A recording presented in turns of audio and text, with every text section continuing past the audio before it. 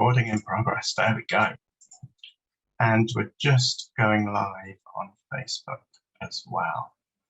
Preparing to live stream a meeting.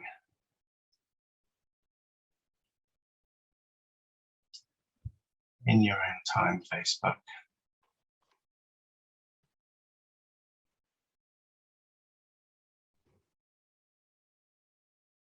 Okay, there we go. That is apparently live on Facebook. I'm just going to assume that it's working.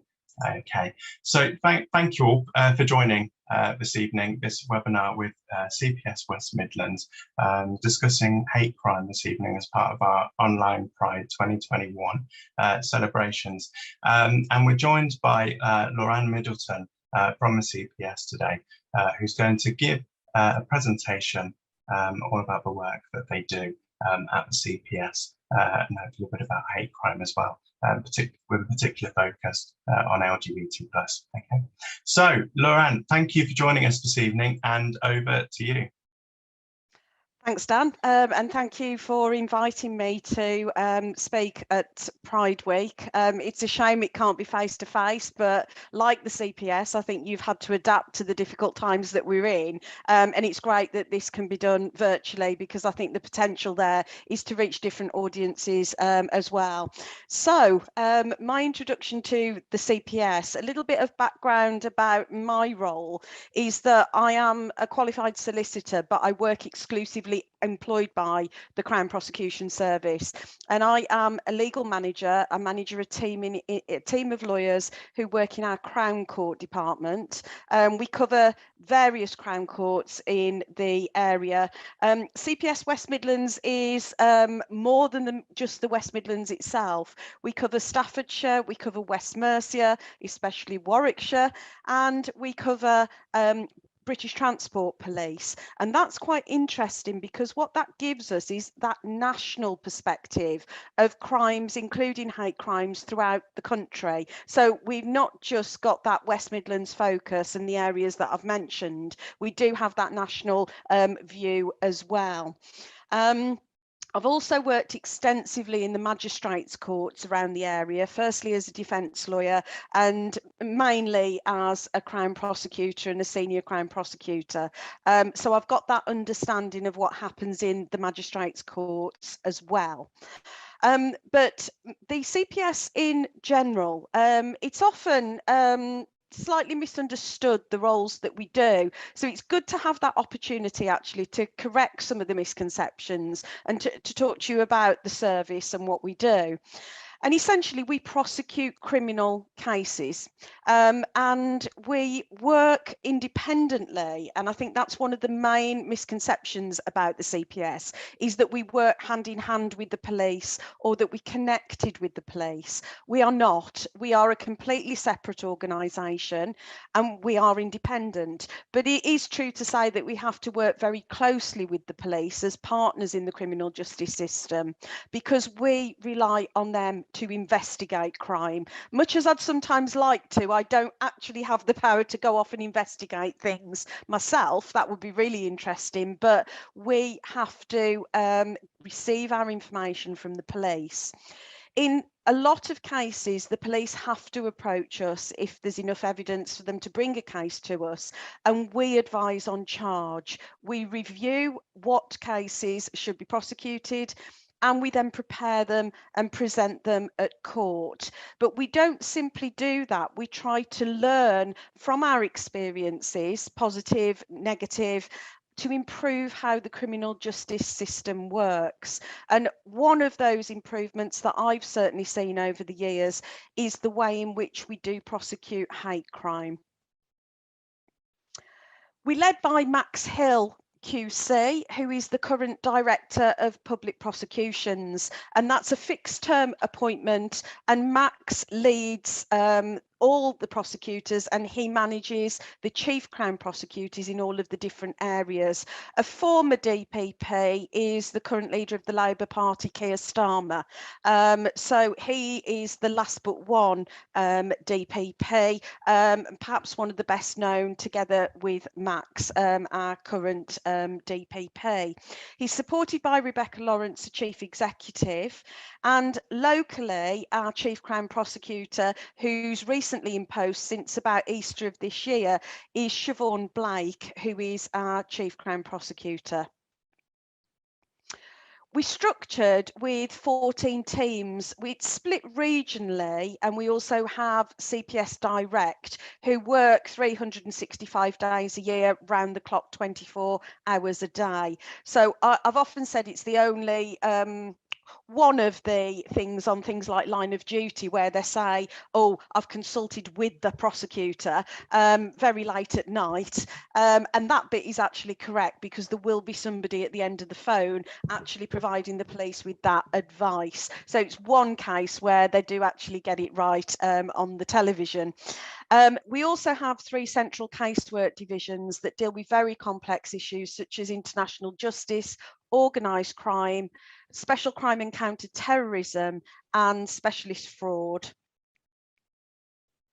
Okay, so one of the things that I wanted to discuss, and then what I'll do today is move on to hate crime as a specific topic, is talking about how a criminal case works. So a crime is committed. I think we should add there that the crime has to then be reported to the police, actually, and the police investigate. Now, the police can decide themselves that there's simply not enough evidence to bring the case to the CPS. If that is the case, the victim will still be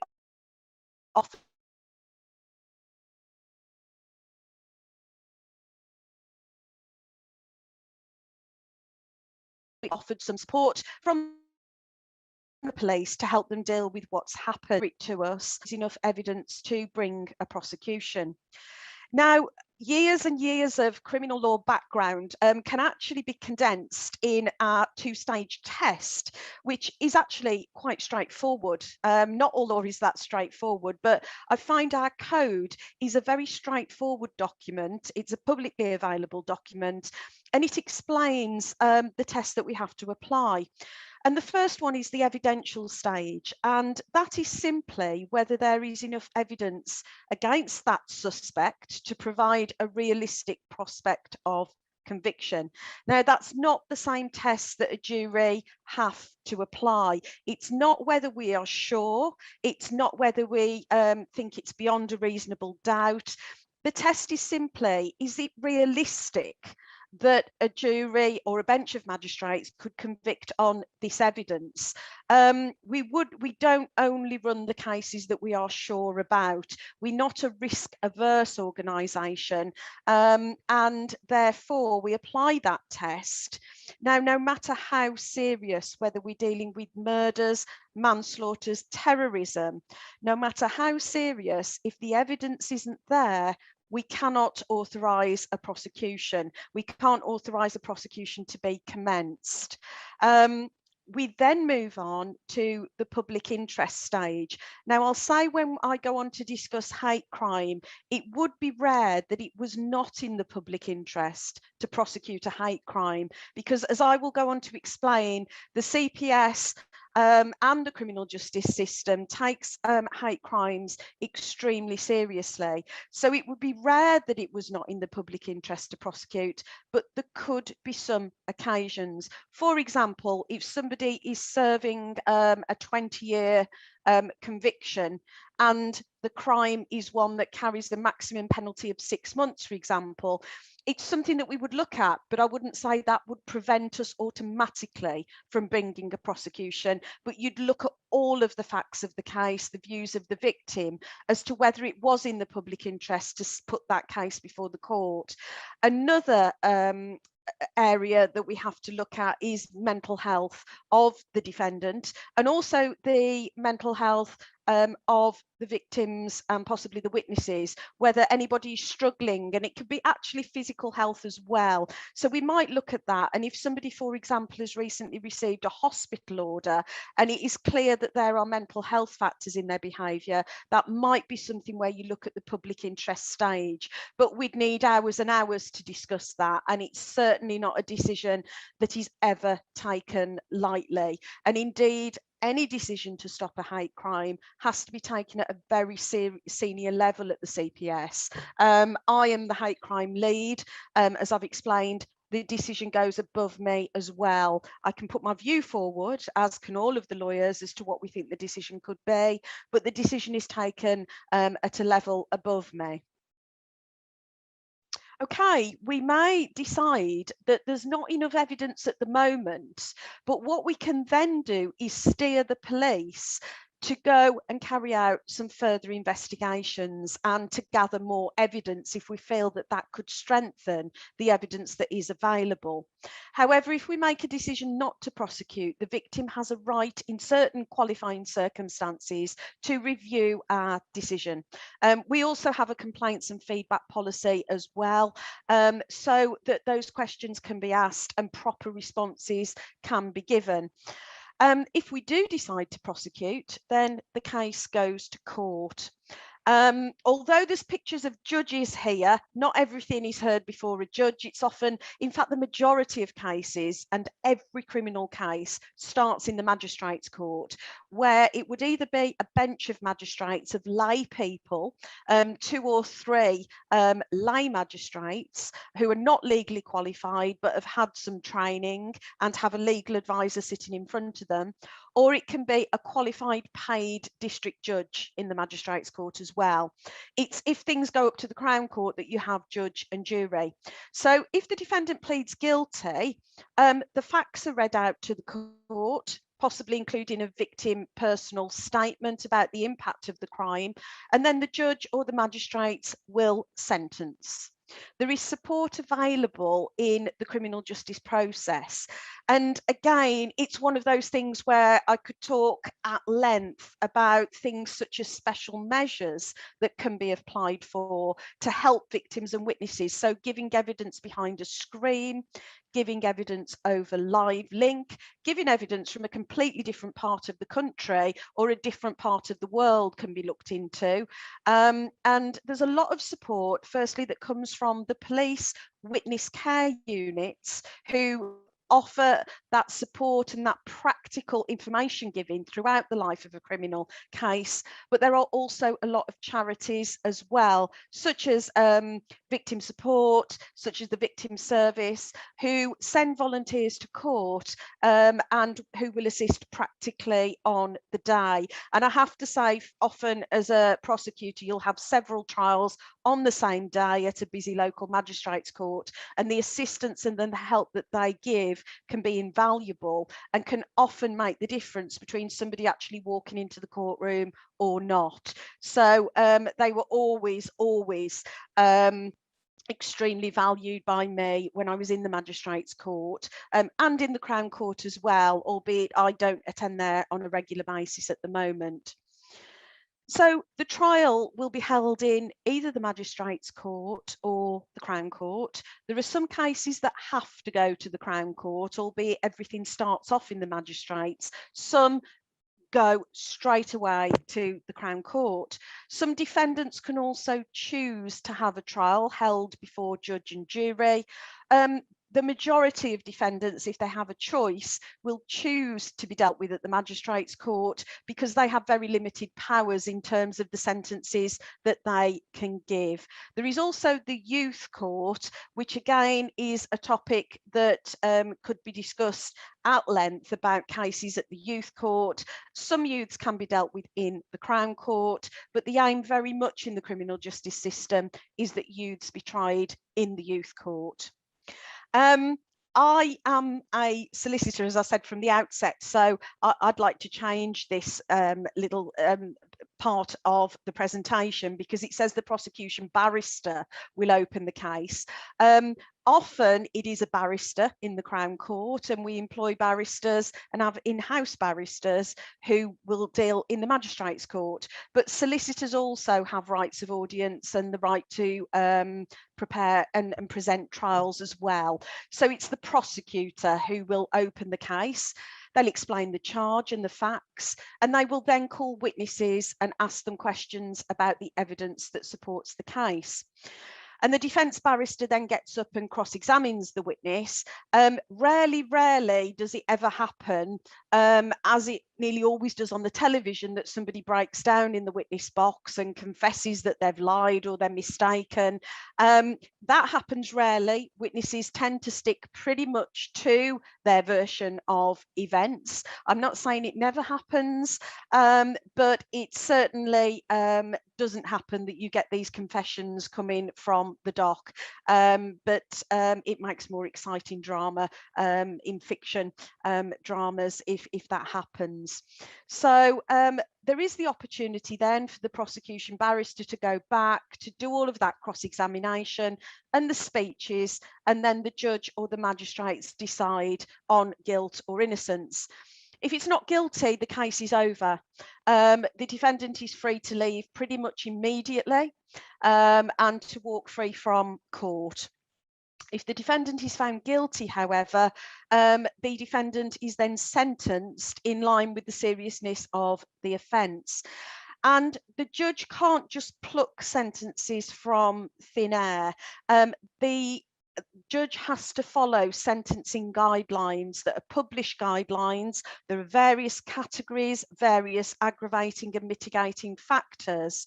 But what I will say is, from personal and very recent experience, if a judge gives a sentence that is what we consider unduly lenient, then we will challenge that and we will go to the Court of Appeal in appropriate circumstances if it is felt that the sentence is unduly lenient. So there's either an error or it is just very, very lenient and not in accordance with the sentencing guidelines. And we do have success, and we have challenged, I'm now on my third case this year, of taking that to the Court of Appeal. So it does happen. Members of the public can also refer to the Attorney General's office if they feel that a sentence is unduly lenient, but there is a specific category of offending. Not all offences can be challenged, and offences sentenced in the Magistrates' Court can't be challenged. But when we can and when it's right to do so, we will refer as unduly lenient. Now, although I've said that this presentation will turn towards focusing on hate crime, we prosecute people for hundreds of different types of crime. And actually, although hate crime is on that list as a specific category, hate crime can spill into all sorts of crimes, because there are actually a very limited set of offences where the law makes them a specific offence in themselves, and those are religiously and racially aggravated offences. So although I'll talk about protected characteristics, what we have to do is look at what the basic offence is that is charged, and then if there is a hate crime element other than race and religion in certain circumstances, we have to explain to the court that this is a hate crime, and then invite the court to take certain steps in respect of those crimes. Now, there is some work ongoing to specify different categories of offending as being specific offences, but that is very much a work in progress at the moment, but I am aware that work is going on. So, hate crime, what it is and what we do about it. So a hate crime is described as being an offence where somebody is targeted because they have one of 5 protected personal characteristics. And in fact, it could be more than one. There could be one incident where every single protected characteristic is referred to, or one person could have more than one and have several protected personal characteristics. So it's targeting somebody because they have one of those characteristics, or the person committing the offence believes that they have one of those characteristics. The defendant could be completely wrong about the characteristics. That doesn't matter. But if that's their belief, then that is categorised as a hate crime. And anybody who deals with a hate crime or perceives it to be a hate crime can ask that it be flagged with the CPS or the police as a hate crime. So it can come from anyone. It can come from hopefully it would come from the police at the outset. But if somebody else realises that there is a hate crime element, it can be flagged. It doesn't mean if it's flagged as a hate crime that a prosecution automatically follows. However, we still have to satisfy those evidential tests. But those protected characteristics are sexual orientation, transgender identity, race, disability, and religion.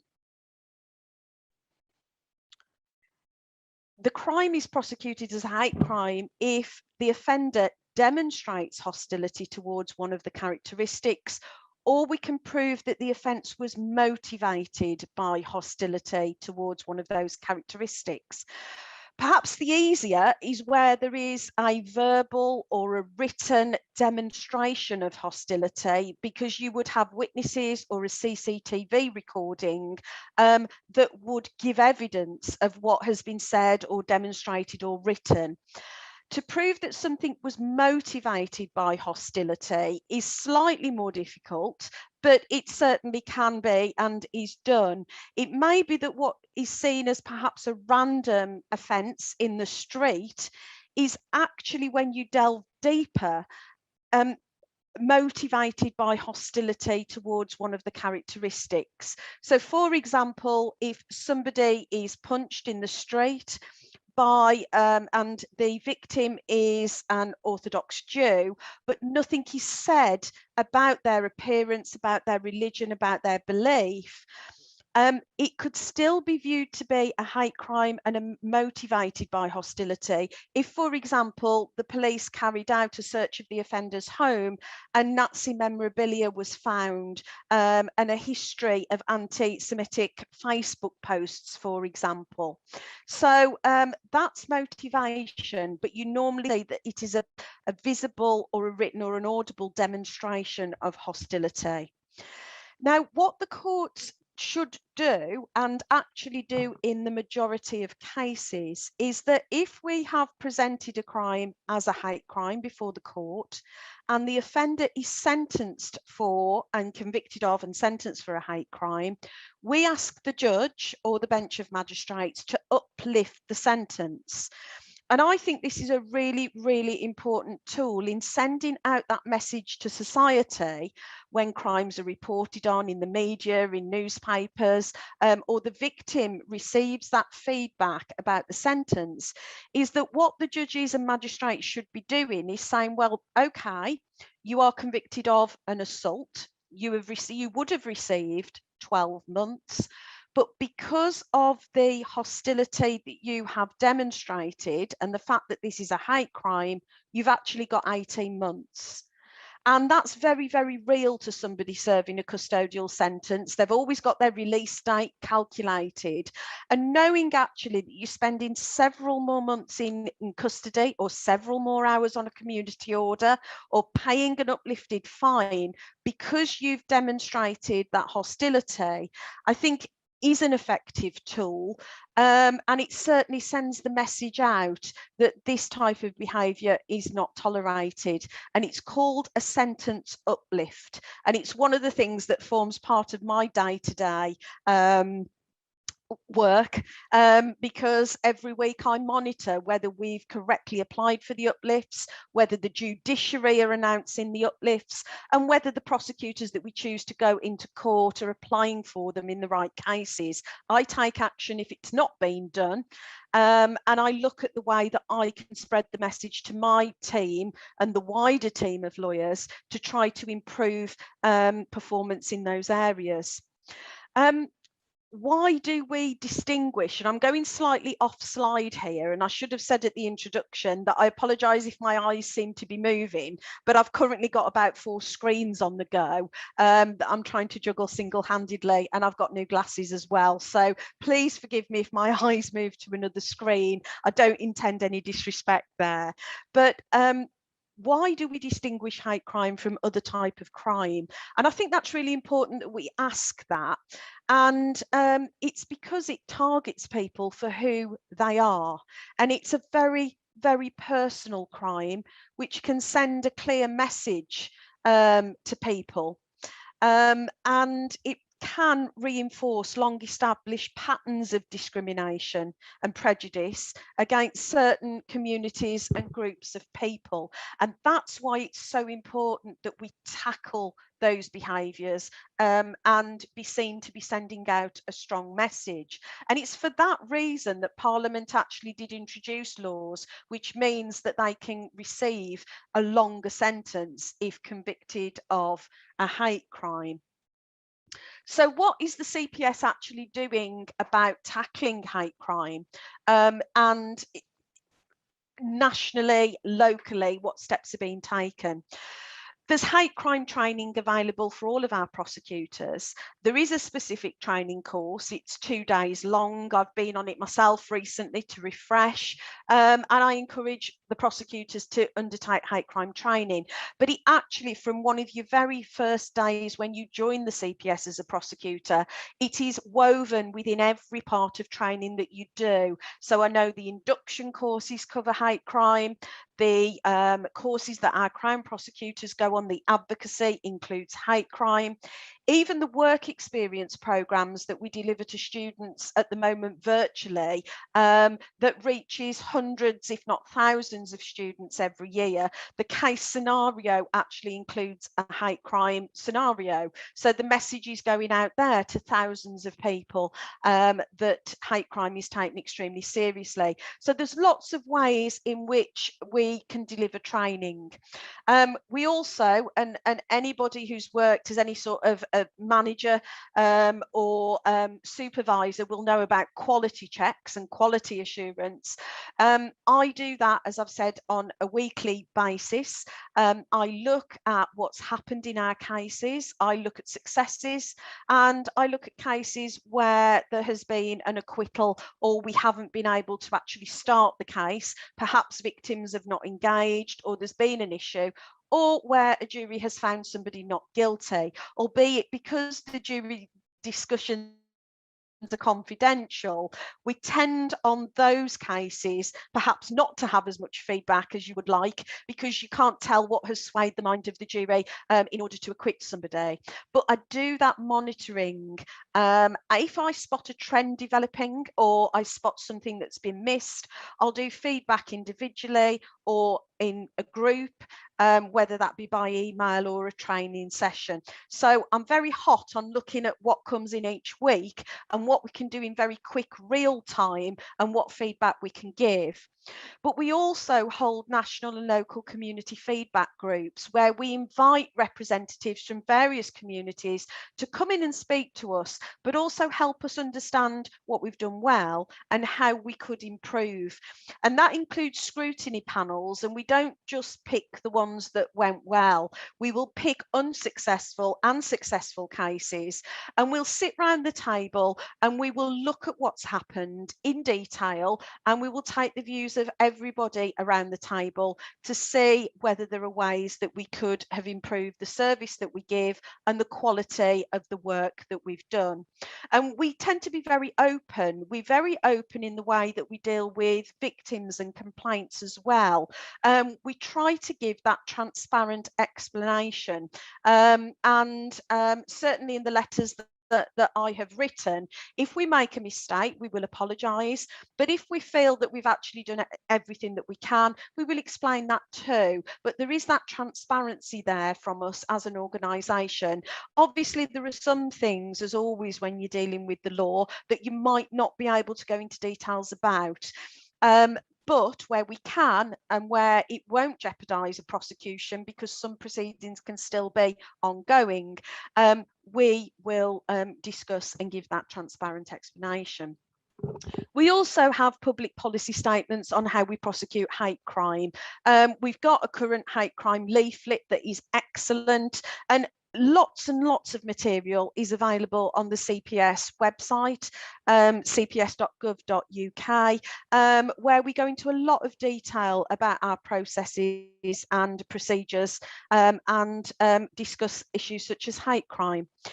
So in 2020, and I've looked at these statistics, they're as recent as yesterday. They're for 2020 because I didn't believe in going perhaps further back. But 87% of people that we took to court actually admitted the offence or were found guilty in the West Midlands, and that covers both magistrates and Crown courts.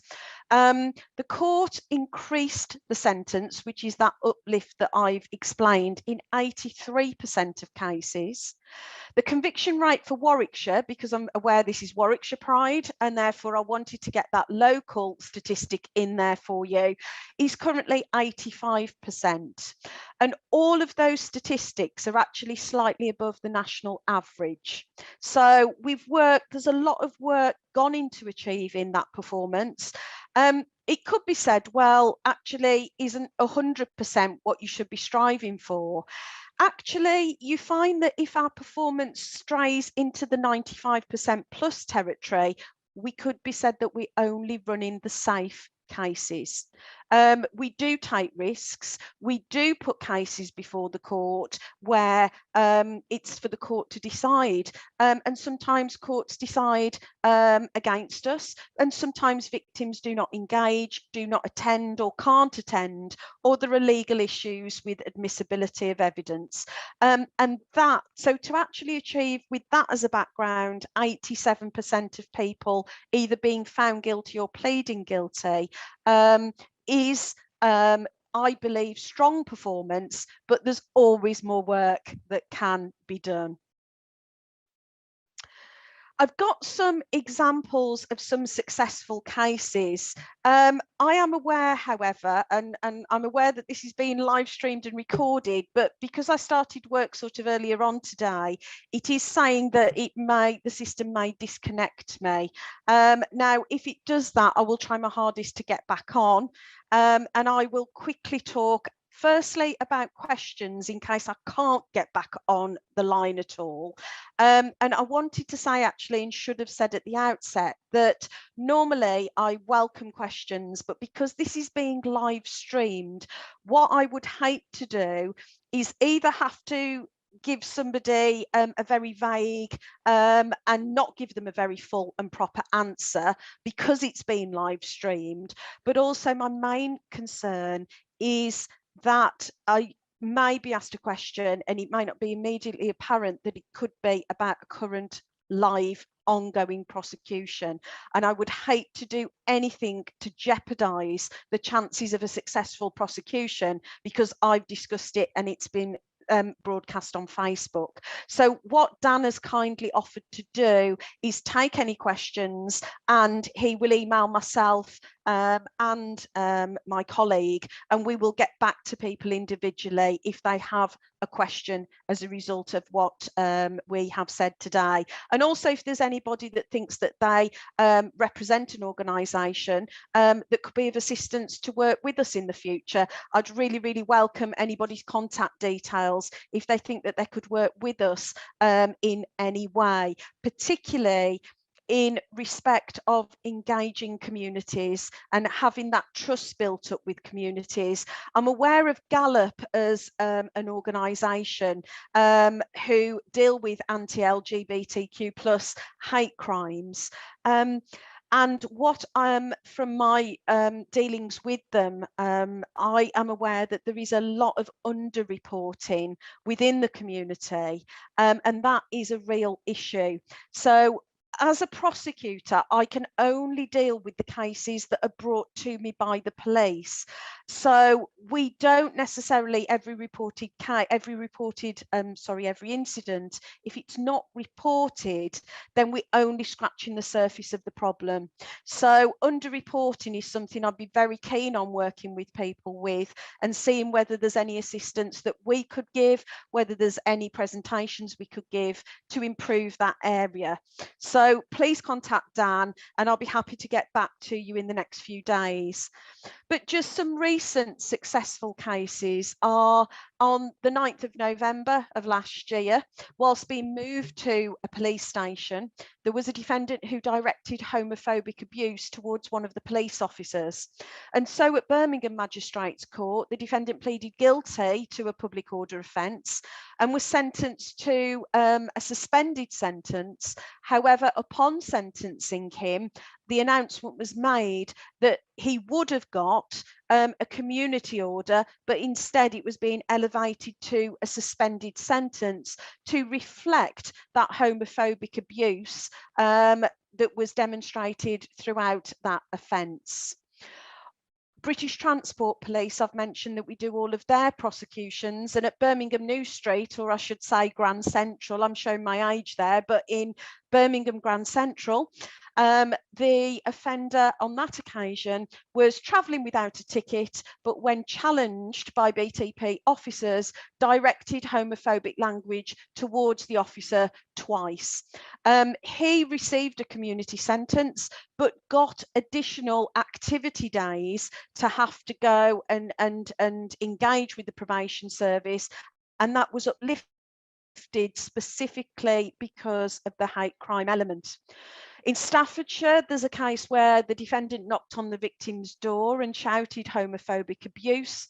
When the victim went outside, that abuse continued and they were threatened by the defendant.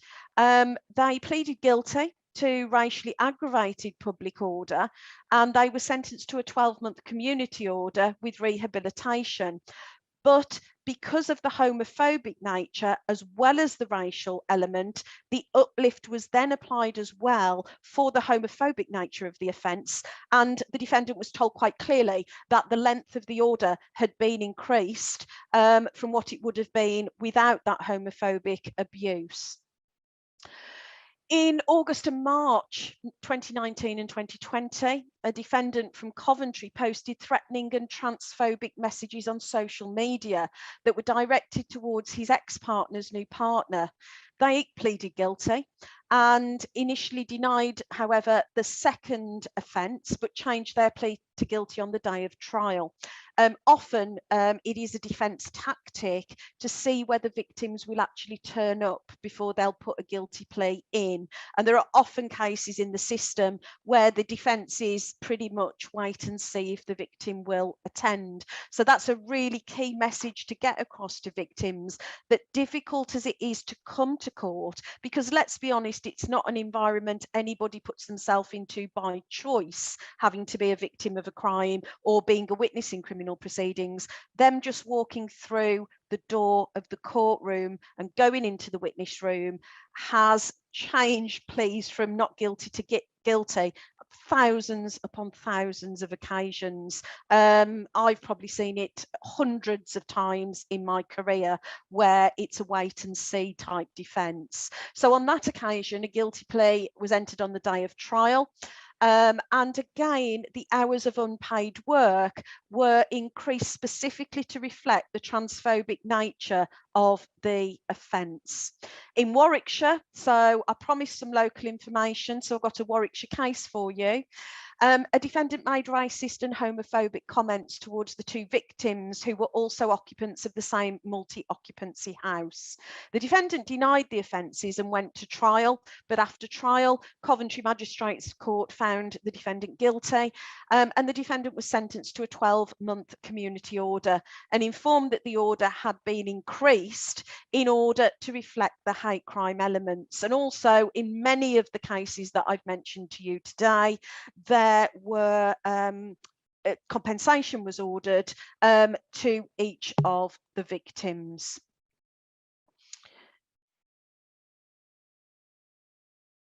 where can you find more information? And to find out more about us, I've already mentioned the cps.gov.uk/hate crime has its own section on the national CPS website.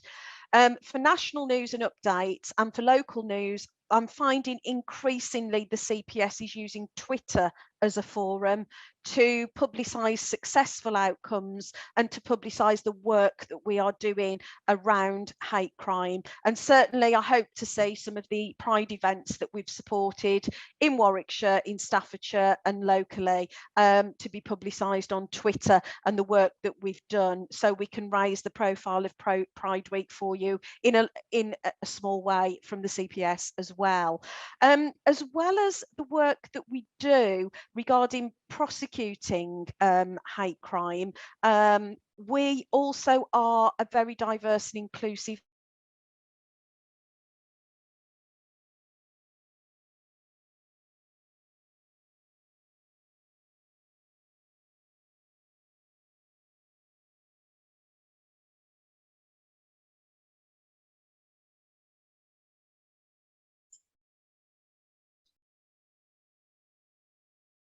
Has everybody lost Lauren? Yeah, okay.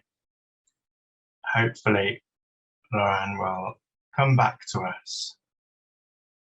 Lauren, come through, come through.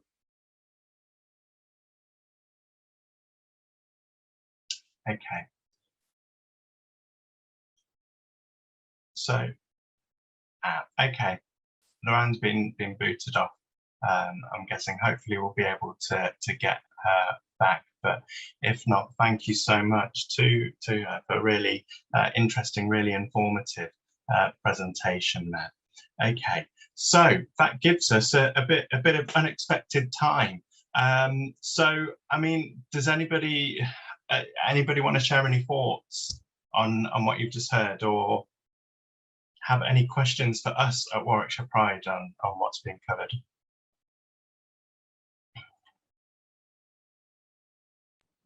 I have so many questions I've written down, but she kind of stepped out of them. So. To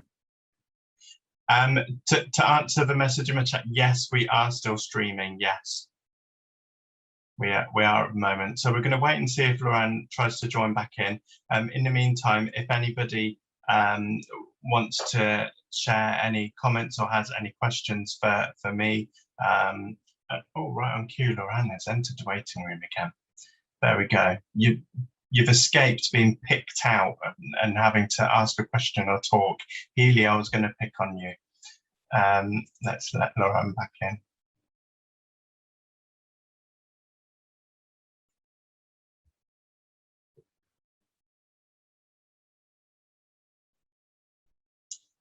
Hello, welcome back. Best laid plans, at least I knew it was going to happen. Where did I get to? Was I just selling us as being a really inclusive and diverse and engaging employer? Had I done that bit? You're on that. Okay, that's CPS careers, and I think I've done that, and that was pretty much the end of the presentation, actually, Dan. So I'm sorry that, as I said, there's always something that happens, but I think it sort of makes me more confident next time. So yeah, I mean, unless there's anything you would like to come back on or anything you feel that I've not covered, as I've said, I'm really happy to take questions, and it is for a very, I think, good reason that I don't want to discuss that as it's been live streamed, just in case anything is said that could jeopardize a prosecution. Yeah, understood. Thank you. That was a really interesting, really informative presentation, and hopefully everybody here on the Zoom and people listening and watching on Facebook have got a lot from that. So obviously we're not able to take questions right now, but if anybody does have questions, perhaps if you could pop them in the chat facility, that's not being broadcast, and I can pick up the questions from there, or if you email info at warwickshirepride.co.uk, that's info@warwickshirepride.co.uk.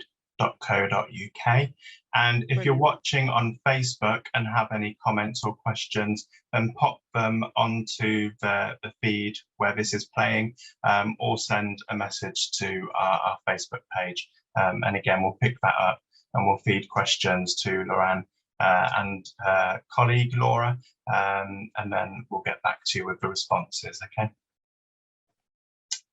So Lorraine, thank you. As I say, really interesting, really informative, and really appreciate that you've taken the time to come and join us this evening, and to talk about the work that you do, and a bit about hate crime as well. Brilliant. And I hope the rest of the week's events go well and it's a success at the weekend. And I hope actually maybe next year that we could meet in person, and things will be back to normal. Fingers crossed, you'll be very welcome. Brilliant. Thank you. Nice to meet you all. And you. Thank you very much. Thanks. Bye. Bye. Bye.